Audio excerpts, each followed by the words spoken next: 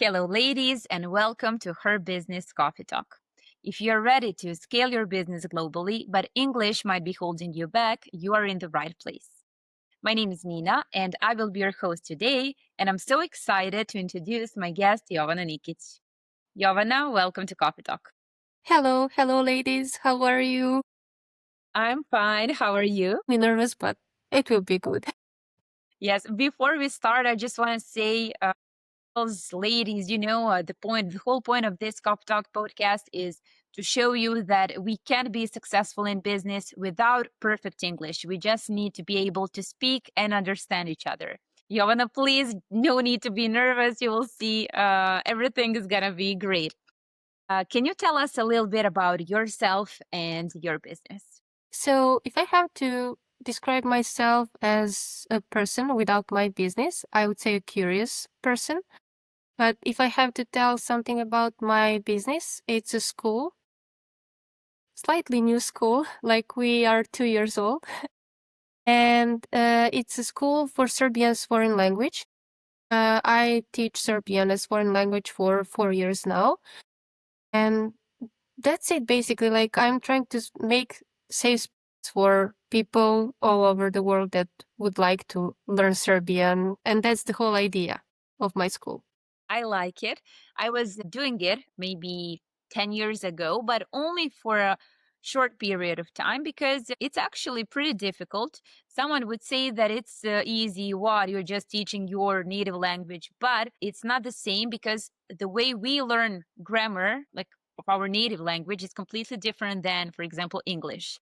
So, what made you fall in love in teaching Serbian as a foreign language? How did you start? It was like my French teacher at the time. She proposed like, Jovana, you just like graduated. Why wouldn't you start teaching Serbian as foreign language? And I was like, no, what is that? Like, I don't know. I didn't know anything about the topic because no one during our studies. I graduate like it was Serbian literature for me and a little bit of language. So I didn't know anything at all about teaching Serbian as foreign language. I tried with one girl and my first client, it was like a short period of time, like for 2 weeks. I don't know why, what happened. They just ghosted me. And technically, like my first client, I found him on Reddit. It was a Turkish guy and he fell in love with Serbian culture and language. And that was his reason to learn. And when I started, as you said, it's difficult because like technically you have to forget everything that you knew about Serbian and Serbian grammar and start from beginning and basically teach it as you're talking with a child. That was difficult to unlearn everything and learn like the methodology from the beginning. Yeah, I totally understand you. And I think this is actually like, how to say, like the method for great mentors, no matter the topic, no matter the expertise or the industry. Like if you're able to teach someone something that you know really, really well in like a simple way, trying to, as you said, forget everything you know and like making it simple for them to understand, that's the best way to teach. And sometimes people just want to, give everything at once, but it can just overwhelm our students. That's true. Tell me, please, about your clients. Who are these people? So basically, I work with English, like people who speak English mostly. It's not only people from Australia, USA, Canada. Those are my clients, but also like people from Switzerland, people from Germany, Austria, Turkey, like all over the world. I haven't worked with people from Africa, but that can be happening one time. I don't know. I'm open for all possibilities. But yes, those are my students. And I do speak French and Spanish, but I feel most comfortable when I teach in English. Because, people are saying that you should have, it's not really necessary to have like intermediate language to teach, but I feel more comfortable in that way to have something like common language to explain them something if they don't feel comfortable about something or they just cannot understand something. That's better for me and, as I figured out, better for them. Now, when we are talking about languages, maybe we can immediately start with English. Many people have that problem with perfectionism, like want to speak English perfectly with no mistakes. What's your experience with that, and how did you overcome that fear? That was difficult, but it happened. I studied, I was technically doing my Erasmus in Spain in 2019, and we had some kind of like course about politics and campaign and everything. And I had to present for 10 minutes something in English. And I prepared myself, but like when I had to stand there and start speaking, I was like, it was like real fear. I couldn't speak. I forgot everything. But then I figured out that like all those people, they don't speak English perfectly either. Like those are Spanish people, French people, Greek people all over the world. They don't speak English perfectly. And then I just started.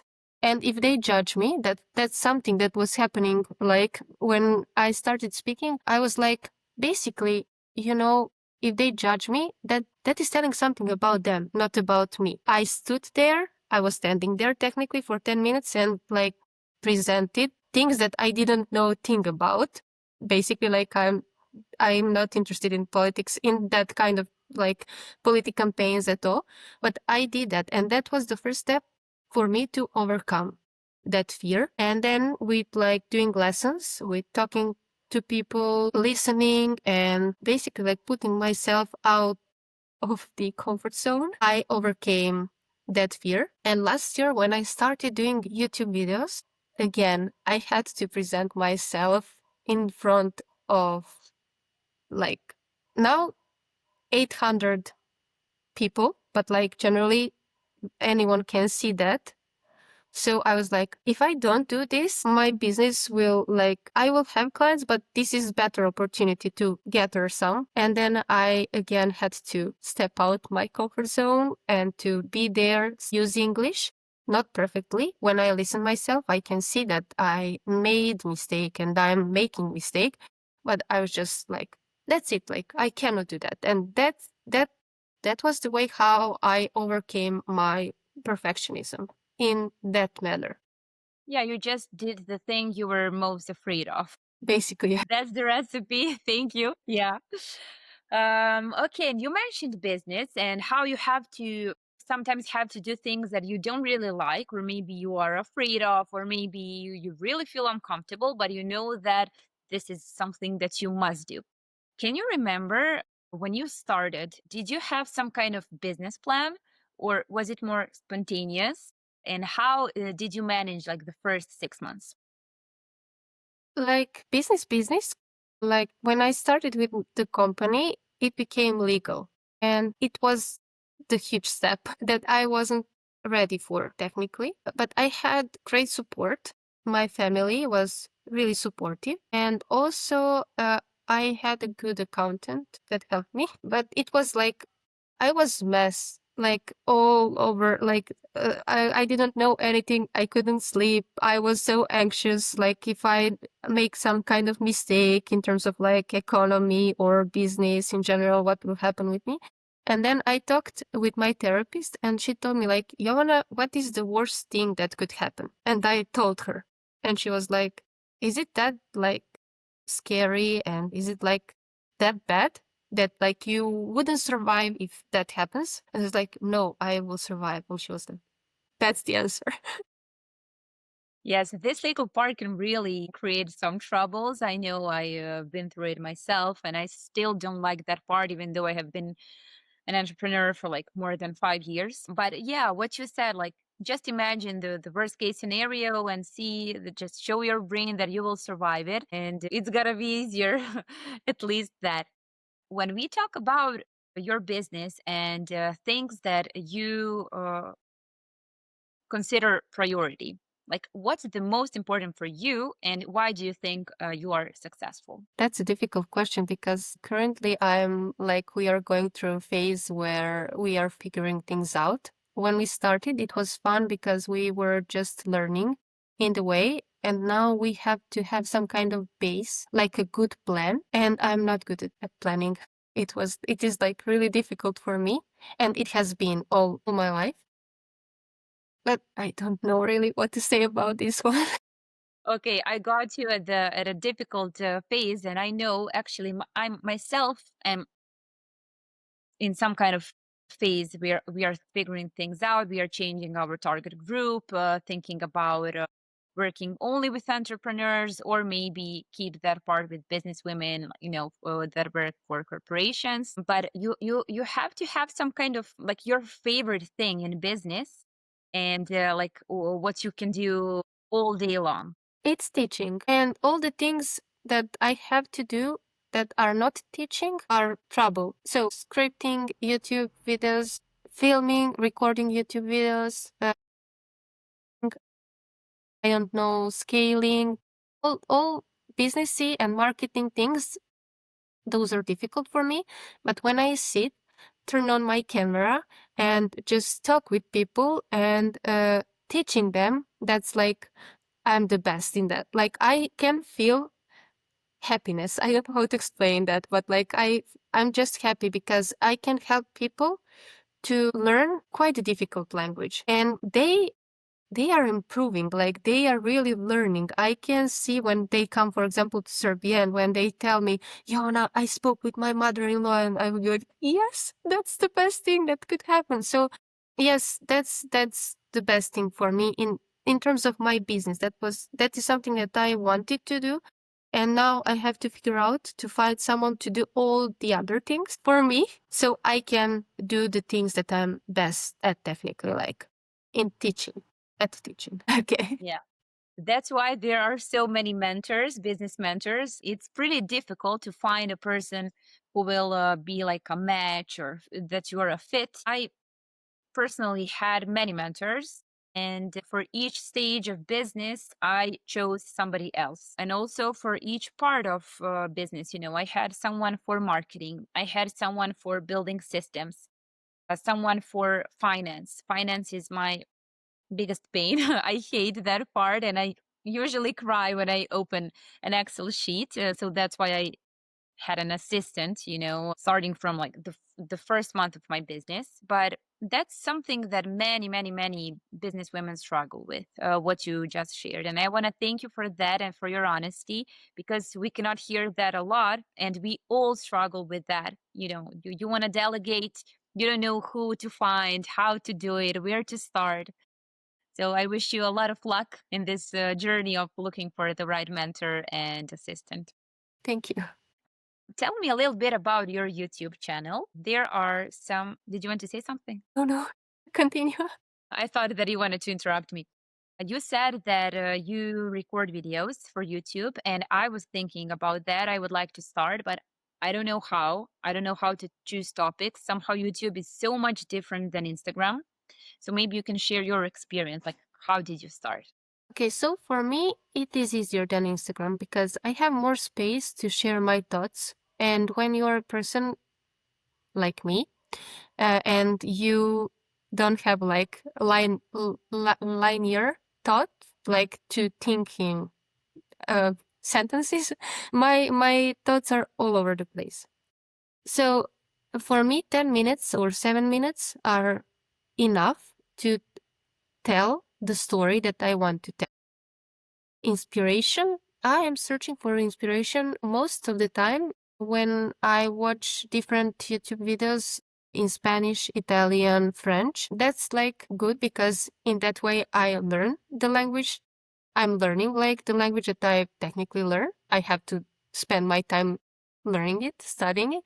But like, and also I'm getting the inspiration. And the hardest part is to, in my opinion, to basically follow the script. I write scripts, and most of the time I have things to, like, I have the order of things. When I started, I just did like go with the flow. That was like my idea.